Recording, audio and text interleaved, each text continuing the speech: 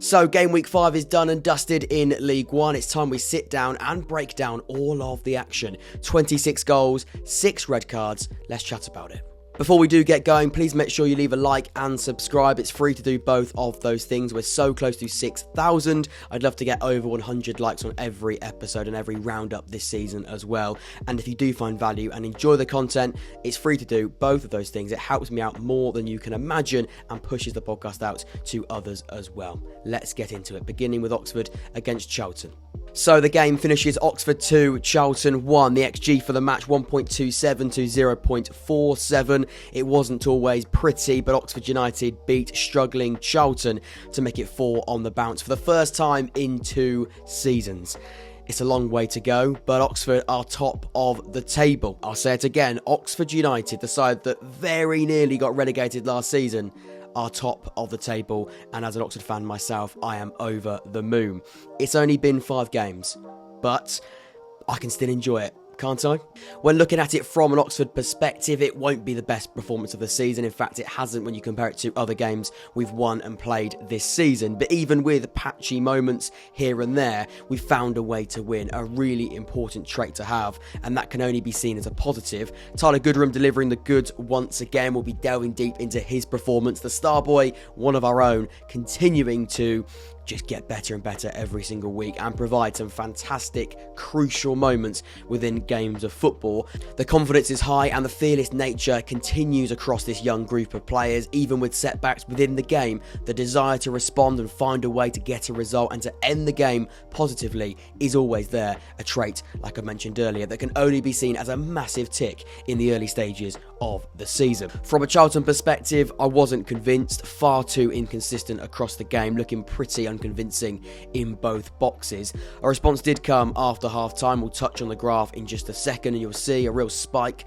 and a real element of energy shown from Dean Holden's side. They got the equaliser through Alfie May, but after that never really got going and allowed Oxford to believe they could go on and still win the match. That graph will visualise that in just a few moments' time. Maybe a lack of confidence shown when you get the equaliser. They sort of sat and almost accepted what they had and didn't go and push on. That's something that if I'm a Charlton fan and the manager and the coaching staff, and even when reflecting as a player, I would be frustrated by that, because there was a chance they did have Oxford in a very difficult position, but then allowed them to get a foothold once again in the game. It's very clear new Charlton faces are needed, such an inexperienced side. We talk about these teams bringing on young players and youth academy prospects, and Charlton are doing that fantastically well. I believe 4 players from their youth academy started in this game, and that is fantastic, but throwing them in all in one go can also have the opposite effect. In those difficult moments when they do go 1-0 down and they are chasing the game, they can provide energy, but they don't have that real element of experience to sort of pick themselves up and go again. And when you are losing games, that real level-headed figure that isn't there can be catastrophic and, like I say, have the opposite effect.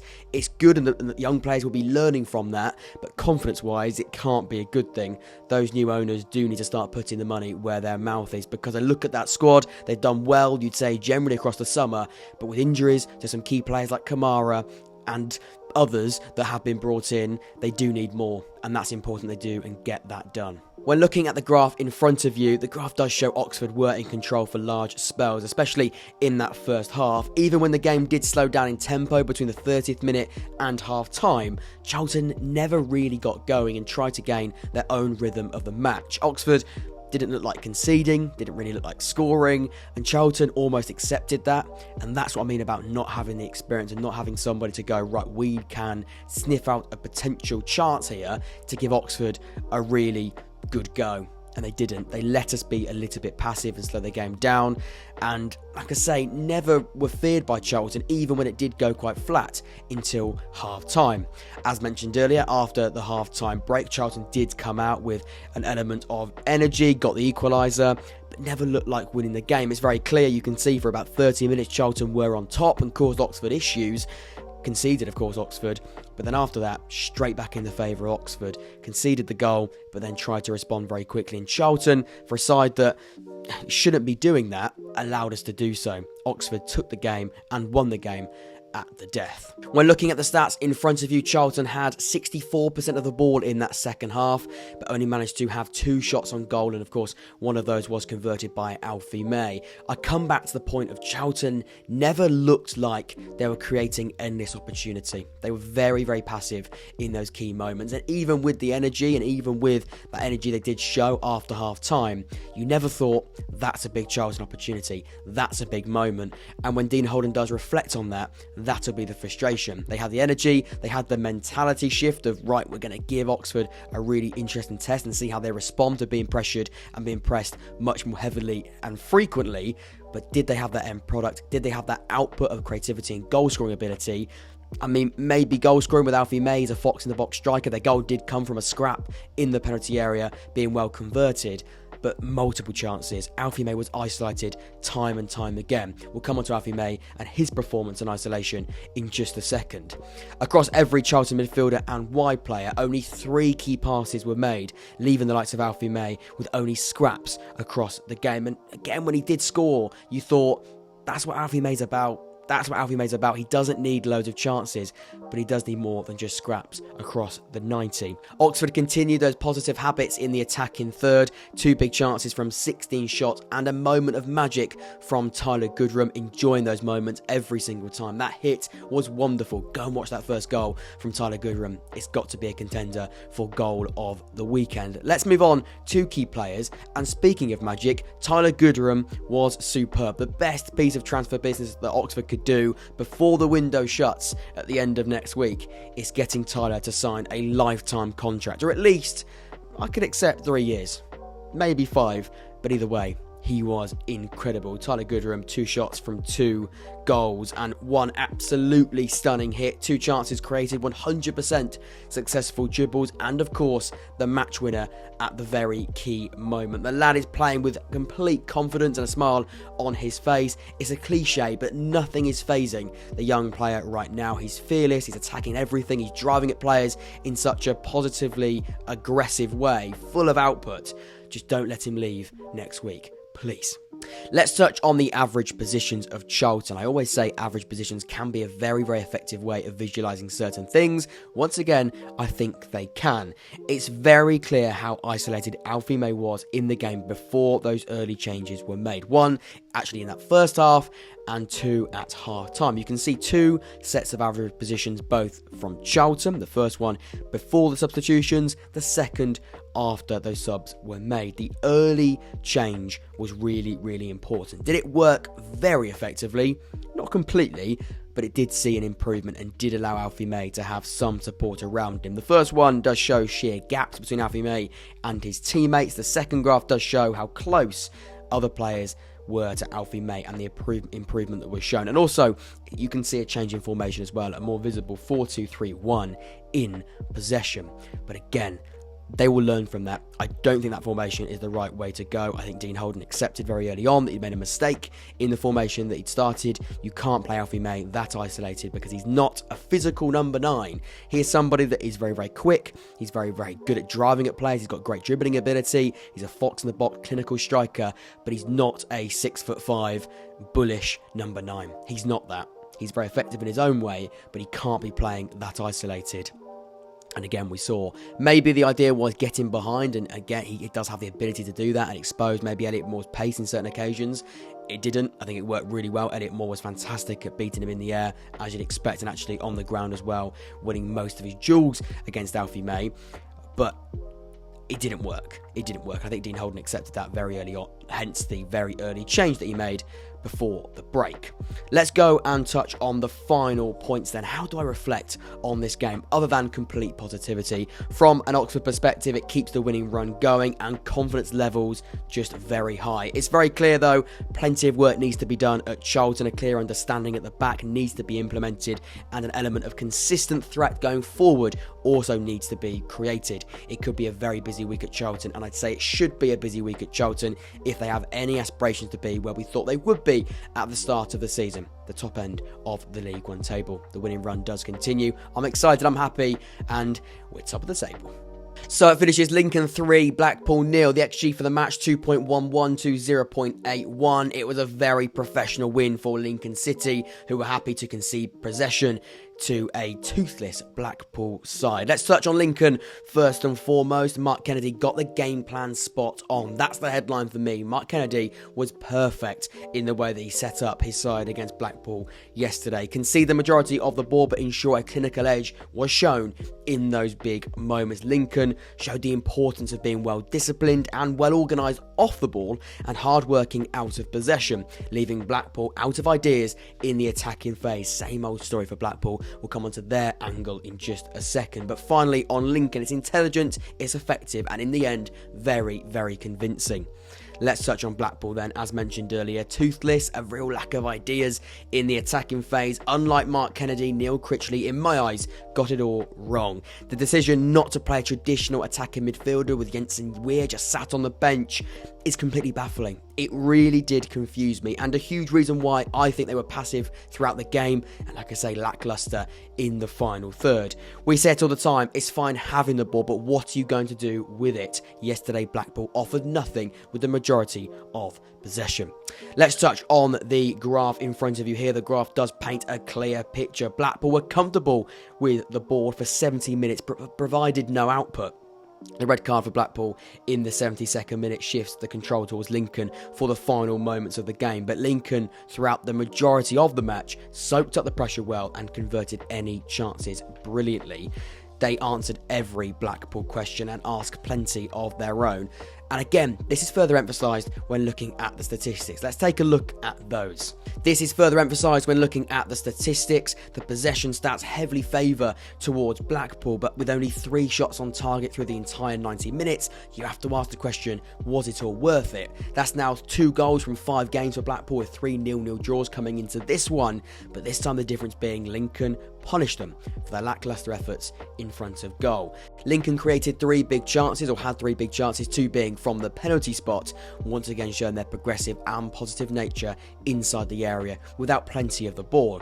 In fact, Lincoln only completed 67 passes in the opposition half, whereas Blackpool, their opposition, created a wasteful 225. No issues for me when it comes to both of the penalty decisions, both rash and clumsy in the box, no doubt in my mind.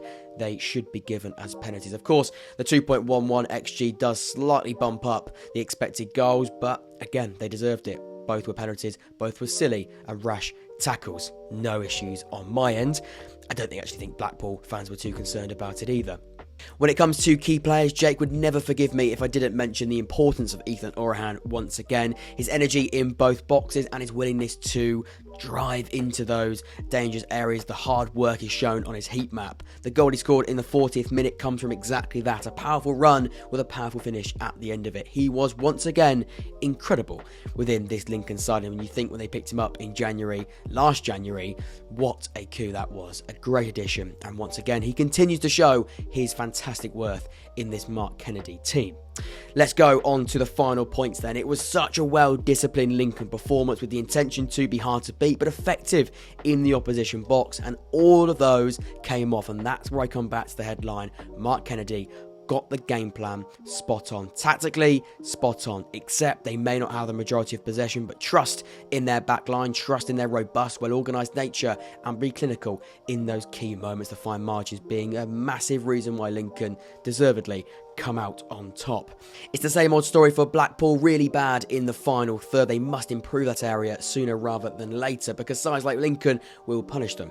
Next week they'll be searching for their first goal in 4 games, a big red flag for Neil Critchley and his side. So Wigan lose for the first time this season. It finishes Wigan 0, Barnsley 2, the XG 0.25 to 2.38. Wigan's unbeaten start to the season does come to an end as Barnsley respond with their first win since the opening day of the campaign. From a Wigan perspective, it's been nothing but positivity since the start of the campaign, but Wigan never really got going yesterday and lacked that attacking edge they've shown in recent weeks. The early red card that we will touch on later on certainly didn't help that hope hope for early rhythm and shifted the control of the game towards Barnsley just after 20 minutes. For Barnsley, it was a fantastic response and attacking show that looked revolutionised compared to what we've seen in recent weeks. As well as going forward, there was a visible improvement defensively, a professional display built from the back, limited Wigan to an XG of 0.25 with only one shot on target conceded, their first clean sheet since the first game of the season. It was a fantastic Barnsley display. Of course, having that man advantage did play a part, but even still, the performance is important, and the way they did just go at Wigan and took advantage of the extra player was fantastic, and a big confidence boost for Neil Collins and his players. So let's touch on the graph then. The graph does show a real shift after that red card. In fact, actually, before we touch on the graph, let's discuss the red card. I've watched it a couple of times. I've watched it in slow motion. Lots of people sort of posting videos of it on social media. We've only got one angle of it, and that's what makes it really difficult. For me, I'm going to sit on the fence and say I can see why the referee has given the red card. He does take the man out. It is a foul. I think it would be a foul. Is it a red card? I think it's soft. He does win the ball. It's quite difficult to see. He does win the ball. I think, I could be wrong here.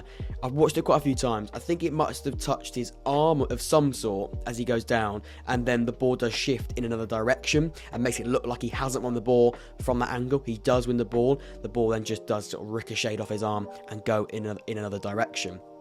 And that does make it more difficult to see. I would say, though, it is a foul. It would be a foul if it wasn't in that position. Is it a red card? I think it's soft. Will it be overturned? I don't think it will. I think they will stick with the referee's decision there, and it won't be overturned. And like I say, it is harsh and a little bit of a shame just in a general sense. I know Wigan fans and Barnsley fans won't be caring what I think about it, really. But the complexion of the game completely changed, and Wigan didn't ever manage to sort of get going after that, and that red card did kill the match. For Barnsley, fantastic, they took advantage of it. For Wigan, a bit of a frustration because that one moment did sort of ruin their game plan, but that's what red cards can do. I'm going to sit on the fence and say I can see why the referee sent him off. I can see why Wigan fans are frustrated. It is quite soft, but I don't think it's going to be overturned. Going back to the graph though, the red card very, very clearly does change the rhythm of the match, and the intention to take the game to Wigan with that man advantage is clear and very, very honest. The larger spikes are suggesting the quality of chances that Barnsley created and the opportunity they had for this to be a more convincing result than what it was. Looking at the stats then, we praised Wigan for their clinical edge since the start of the season. And that has been something I've been so impressed by when it comes to Wigan, taking those chances and being fantastic in front of goal and well organised at the back. That robust nature that Sean Maloney has got this Wigan side playing since the start of the season. But yesterday, even with a man down, it just all felt a little bit of a struggle. And I know the red card is a big reason for that. I'm not saying it's not, but everything did feel a little bit tough to do. It all felt a little bit of a struggle. No surprises where the Barnsley threat did come from. The first goal, a great delivery from the wide area into the feet of Devante Cole, who finished it brilliantly. A similar effort was ruled out for offside a few minutes later. Barnsley completed 24 crosses over the 90 minutes, creating 6 big chances across the game as well. Very different to what Barnsley we saw last week against Oxford. They were not very good at creating chances. Very, very passive at times, not effective from the wide areas. A very, very improved performance, and that is from a Neil Collins perspective and the fans. Very, very good to see. Let's touch on the shot map. Really interesting. 2 shot maps here. These are 2 Barnsley shot maps actually. One from yesterday and the other from Oxford last week. Yesterday's shot map clearly visualises the intention to smother the Wigan penalty box and increase the number of efforts from effective positions. You can see the one on the left, the one from yesterday, far more opportunities in and around the penalty area, smothering the opposition penalty area, having more opportunities actually from central areas. Of course, we know central areas is where the majority of goals are scored when looking at it from a more general footballing angle. Oxford one from last week, I think much more sparse, much more all over the shop, lots of infrequent positions, and they didn't really get those good opportunities in those key positions. Much different, and very, very important and a big reason why they got more output from the match. When it comes to key players, I thought new signing and substitute John McAtee was brilliant for Barnsley and played a crucial role in earning all 3 points. In only 25 minutes of football, he touched the ball on 22 occasions, scored 1 from 4 shots, created 1 big chance, and gave Barnsley a real element of pace and power in the final third. I think Devante Cole has shown he can do that, and really he's the only one in that Barnsley side that's offered them those type of attributes. And I saw a tweet from a Barnsley fan who said that what John McAtee did in 25 minutes was more than what the likes of Max Watters, the likes of Callum Styles, Aidan Marsh and others have offered them since the start of the season in only 25 minutes. A very, very, damning statement towards the others, but a great piece of credit for the likes of John McAtee, who, like I say, and I emphasise the point, was crucial. And even when watching extended highlights and clips across the game, you can see when he did come on, he brought that energy. He brought that energy with pace, with power, with a clear drive at those Wigan players, and of course he pretty should have scored more than one, an open goal that he just sort of dragged wide and then got the reward in the second, an important goal for Barnsley, which of course sealed all 3 points. When summing up and giving my final points on the game, there's no denying the controversial red card early on did change the game and allow Barnsley to get an effective foothold within the match, but that foothold in the end, along with a very encouraging performance from the away side, played a crucial role in earning all 3 points against the side in Wigan, who were unbeaten going into this match. It finishes Wigan 0, Barnsley 2. So it finishes Peterborough 2, Derby County 4, the XG 1.65 to 1.10. The game of the week did not disappoint, with Derby County showing their ruthless and clinical edge in the final third. Let's touch on Peterborough first and foremost. After that early goal, instead of pushing on, Peterborough fell apart and just folded in that crucial moment and allowed Derby to gain an instant rhythm in the game. To be 1-0 up in the 23rd minute and be 4-1 down at the break shows both the Derby response but also the Posh collapse after what was a very encouraging first 25 minutes. They took Derby to the sword in the opening stages of the game, but after that they fell apart. When it was 1-1, the game just fell on its face if you are a Peterborough player or anything associated to the football club yesterday afternoon. The failure to weather the first half Derby County storm proved catastrophic, considering every chance Derby created before the break. A disaster when you look at how the game started from Peterborough. We're looking at Derby County, no striker, no creativity, no goals. It's amazing how one game of football can completely change the narrative. A typical Paul Warne performance on the road, totally clinical, perfect in those key moments. Football is all about fine margins, and when things are clicking, a Paul Warne team will make the most of every single fine margin. Let's take a look at the graph in front of you here, provided by, of course, as always, SofaScore.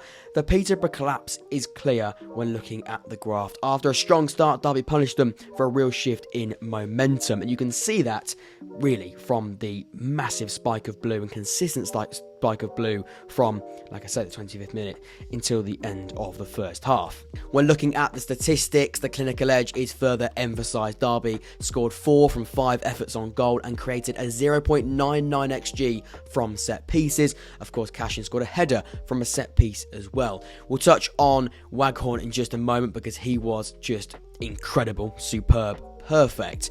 But the general attacking play was much improved from Derby County, and the willingness to constantly put Peterborough under pressure was very, very evident and worked a treat. Of course, it's no surprise that Paul Warne's team with less possession were very, very effective, and it doesn't mean less possession, less effective. 4 shots from 41% possession is a great indicator of just that.